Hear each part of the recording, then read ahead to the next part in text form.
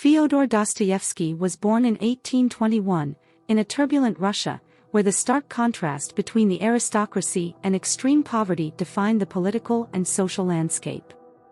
From an early age, his life was marked by loss and hardship, and these experiences became the foundation of his literary works. His father, a tyrannical doctor, was murdered by his own servants, a trauma that the young Fyodor carried with him for a long time. This event may have been the starting point for his constant reflection on violence, morality, and guilt, themes that would later permeate his novels. After his father's death, Dostoevsky enrolled in the military engineering school in St. Petersburg, but his true passion had always been literature. In 1849, his life took a drastic turn. He was arrested for being involved in political activities deemed subversive by the Tsarist regime. Sentenced to death, Dostoevsky had his sentence commuted at the last moment, in what became one of the most significant moments of his life. This near-death experience, standing before a firing squad, left a profound mark on his soul, leading him to question his faith, his worldview, and humanity's fate.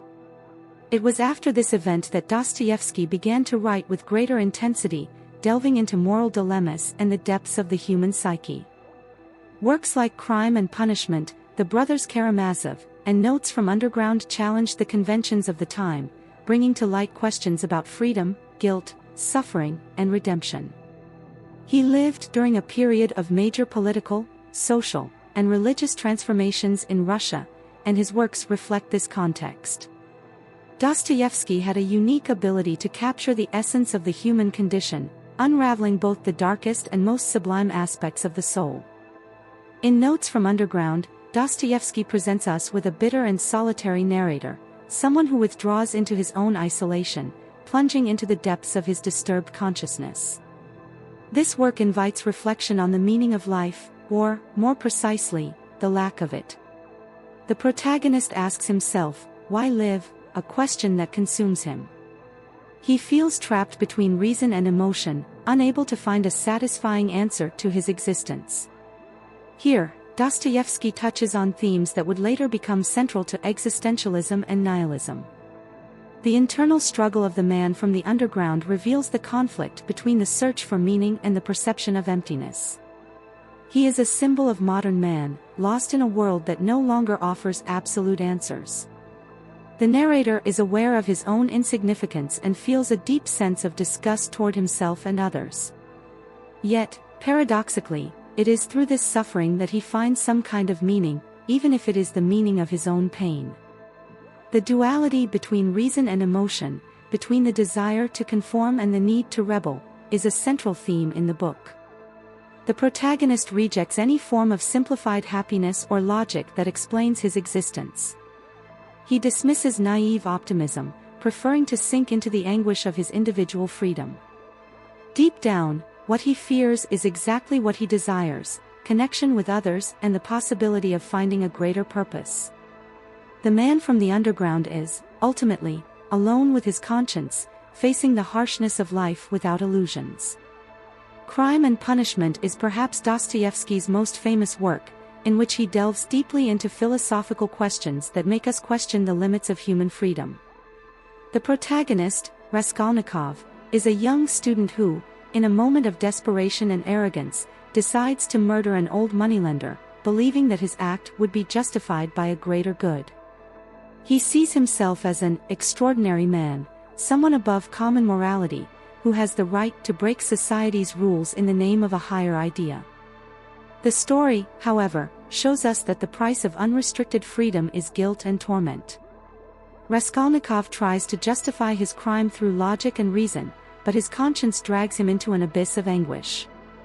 What initially seemed like a rational decision turns into a devastating internal battle. Here, Dostoevsky leads us to reflect on the role of morality and guilt. Freedom of action, without moral boundaries, can lead an individual to internal chaos. Could it be that, in trying to free himself from society's rules, Raskolnikov imprisons himself in his own mind? Dostoevsky also questions the concept of justice. Divine justice and human justice intertwine throughout the plot, raising the question, can anyone escape the consequences of their actions? For Raskolnikov, redemption begins only when he accepts his suffering and acknowledges the failure of his attempt to live without guilt. The idea that suffering is inevitable and can lead to purification is central to Dostoevsky's work, suggesting that no matter how much we try to escape the moral consequences of our actions, the weight of conscience always prevails. The Brothers Karamazov is a monumental work that questions the essence of good and evil, going beyond a simple moral dichotomy. Dostoevsky creates a universe in which the human soul is the battleground between conflicting forces, and each character represents a part of this struggle. The relationship between the three Karamazov brothers, Ivan, Alyosha, and Dmitry, exemplifies the complexity of this fight, where individual choices reflect deep philosophical and spiritual issues. Ivan Karamazov, with his rationalist and critical view of the world, embodies disbelief. He rejects the idea of a just and merciful God, especially in the face of human suffering, something he cannot accept. In his famous monologue on the problem of evil, Ivan challenges the existence of a God who would allow the suffering of children. For him, the presence of so much evil in the world can only mean that God is either absent or indifferent. This leads Ivan to adopt the stance that, if God does not exist, then everything is permitted, a notion that echoes the view of a world without moral restrictions, where man is free to follow his darkest desires. This dilemma reaches its peak in the Legend of the Grand Inquisitor, where Ivan describes a fictional scene in which Christ returns to Earth during the Inquisition and is immediately arrested by the Inquisitor. The Inquisitor, a symbol of ecclesiastical power, accuses Christ of having given man an impossible burden, freedom. For the Inquisitor, freedom is the true curse because man is incapable of dealing with his own choices. He prefers to be controlled, to have his actions guided by a higher authority. Here, Dostoevsky presents us with a dark vision of freedom. When we free ourselves from moral constraints, do we become prisoners of our own destructive impulses? On the other hand, Alyosha represents the opposite pole. He is the devout brother, the man of faith, who believes in the inherent goodness of human beings and the power of forgiveness. For Alyosha, goodness is directly linked to faith in God, and the acceptance of suffering is a path to redemption. He doesn't try to explain evil or suffering, but he trusts that by accepting pain with humility, a person can achieve inner peace. Alyosha, with his serenity and compassion, shows us that forgiveness, even in the face of absolute evil, is a form of transcendence. The conflict between Ivan and Alyosha is not just a philosophical debate, it reflects the choices we make as individuals. Do we seek answers in reason and control, or in faith and love? Dostoevsky suggests that reason alone, without faith, leads to despair and nihilism. Ivan, as intelligent and inquisitive as he is, ends up succumbing to the weight of his own logic, which isolates and destroys him from within. In contrast, Alyosha, by accepting the mystery of life, manages to find meaning even amidst chaos. Then we have Dmitry, the impulsive brother, dominated by passions. He lives on the threshold between good and evil, driven by his carnal desires and his quest for redemption. Dmitry is the portrait of the human being who constantly oscillates between guilt and the desire for purification. He represents the internal struggle that each of us faces, to succumb to our instincts or to seek something greater, something more spiritual.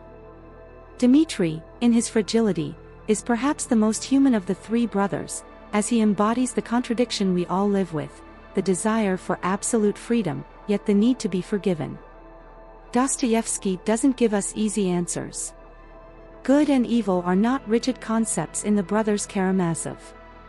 On the contrary, they are deeply intertwined, and it is through suffering that the characters either find, or fail to find, their redemption. Good does not exist without the acceptance of evil, and evil, no matter how devastating, can be the path to spiritual enlightenment. Alyosha's faith and Ivan's skepticism are two sides of the same coin, both seek the truth, but they follow very different paths. In the end, the novel leaves us with a sense of unease.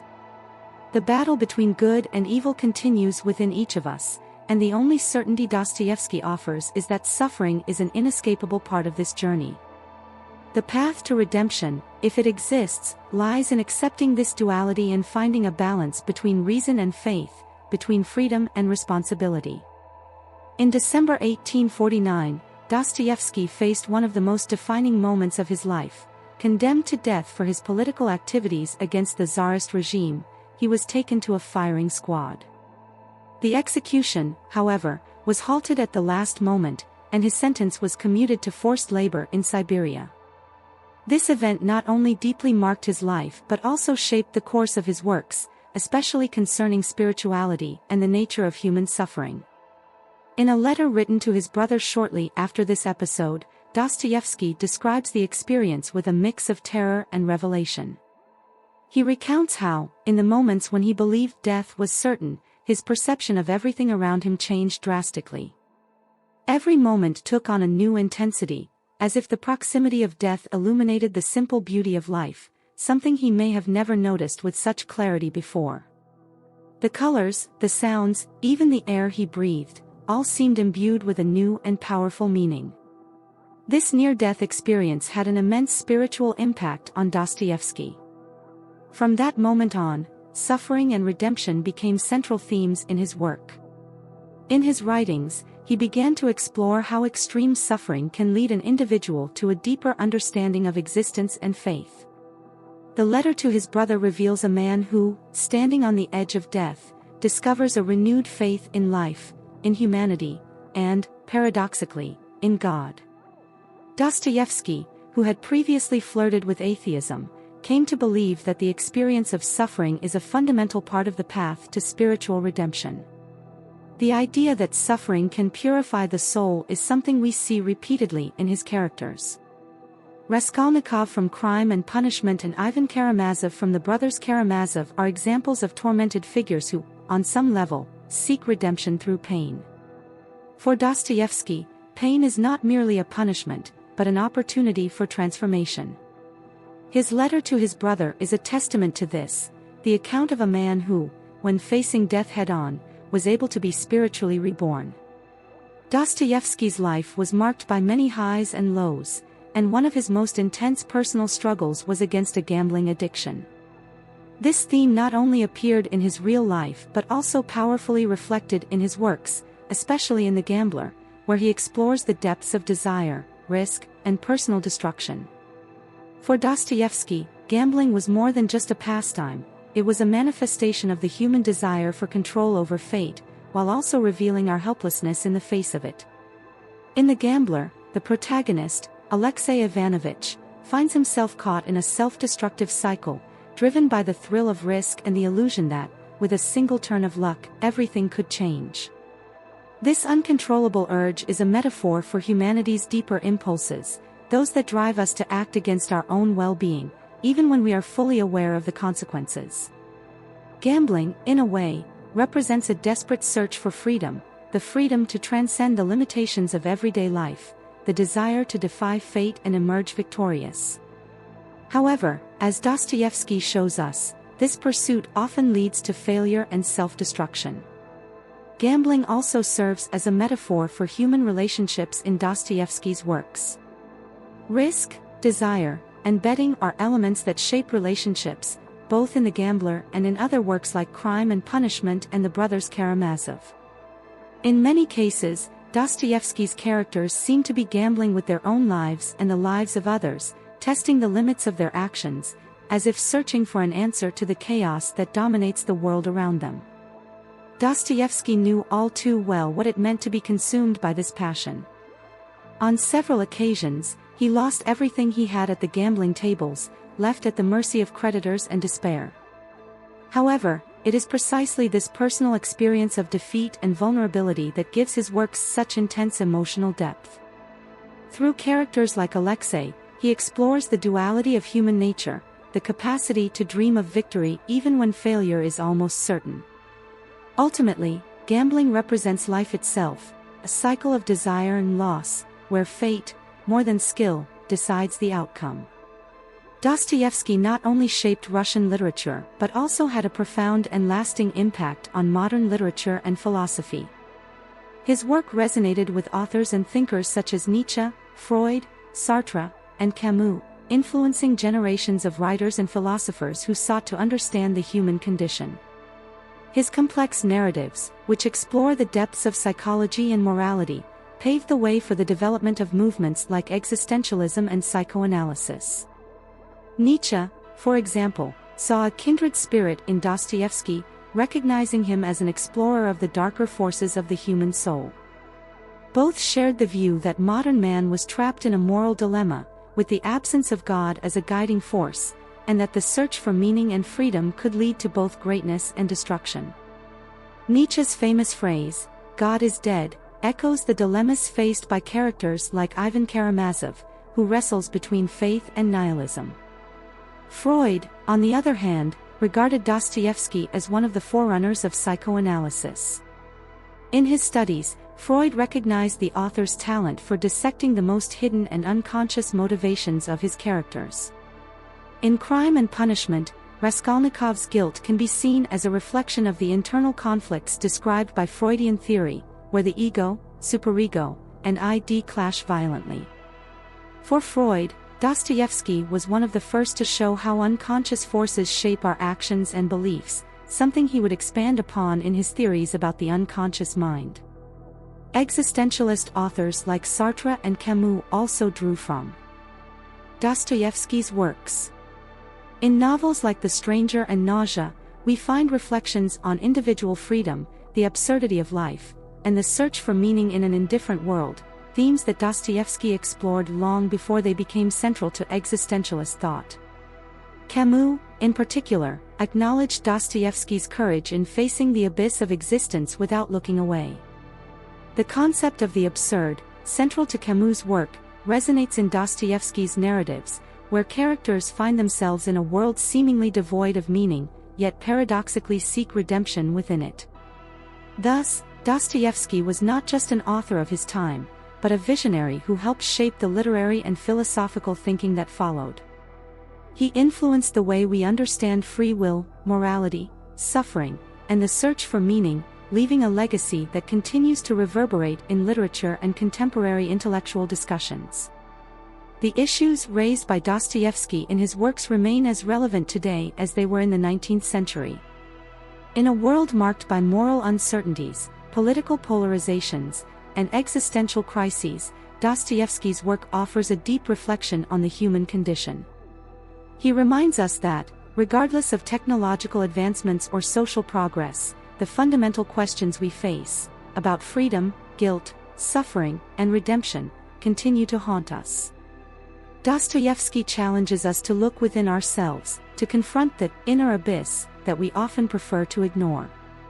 His characters, with their flaws, dilemmas, and searches for meaning, are reflections of ourselves, caught in an eternal cycle of questioning and self-discovery.